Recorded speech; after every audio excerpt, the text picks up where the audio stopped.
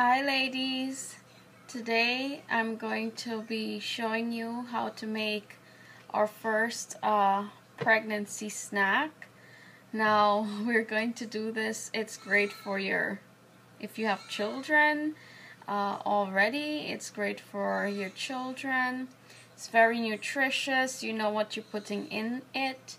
You get a lot more bars for your bucks, and it is great for during pregnancy, in active labor, as well as postpartum. Okay, so we're going to be doing two types of bars. One type of bar is going to be a date bar with fruit and nut, and the other type of bar is going to be an oat bar with fruit. I have all the things that I need. My water. You're gonna want to make sure that if you're pregnant, you just take your time, and if you don't feel like if you feel like you're standing on your feet for too long, just finish one step, go sit down for a minute, then come back and finish another step.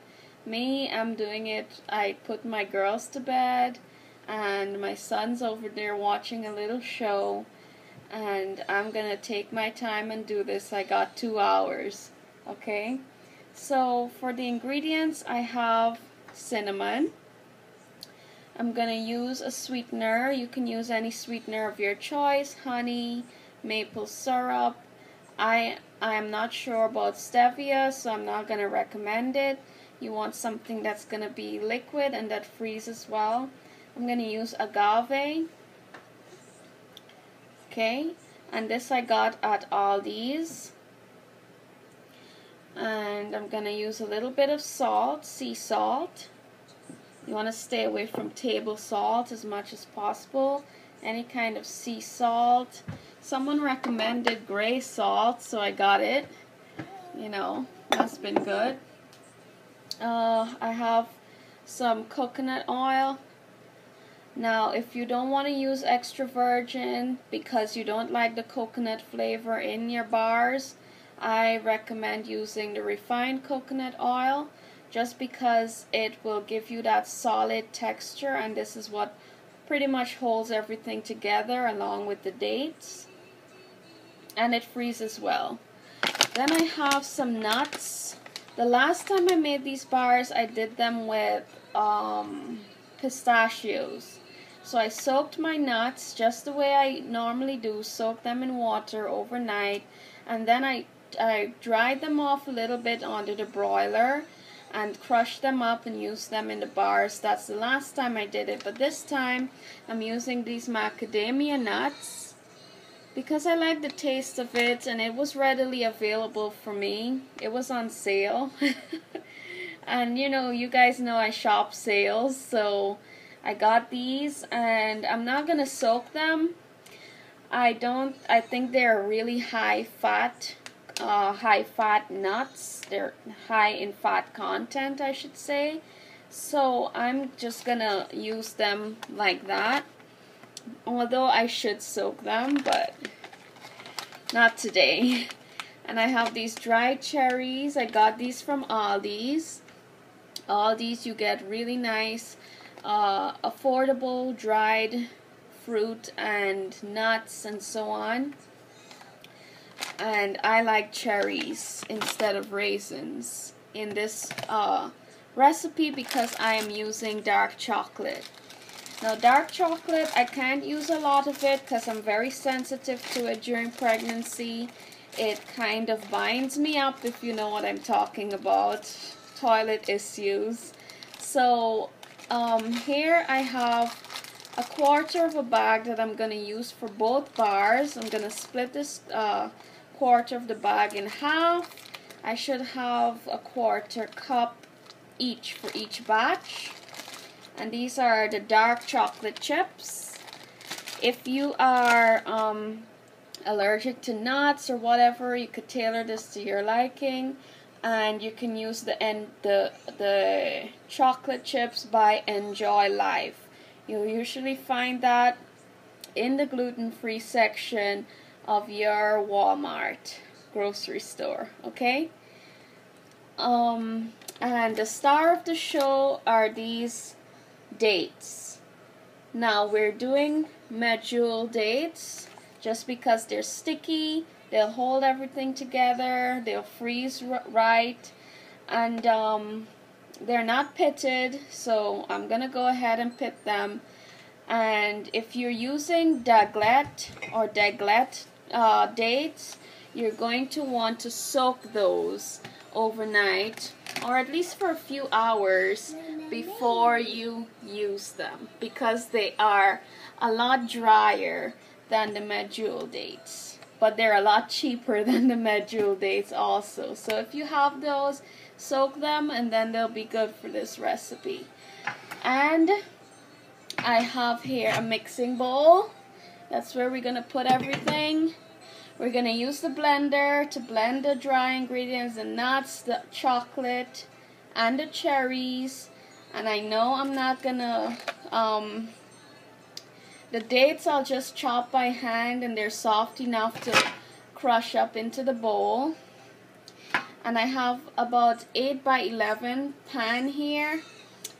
It's had better days, you know, but I am using this one. It's clean. It's just been used so much. You know, I think that's a good thing. I have here a spoon to take my coconut oil out, a knife to do the cutting, and on my cutting board I'm going to spread some paper towels so that nothing sticks to it, and I'm going to put some, you'll need some plastic wrap, okay?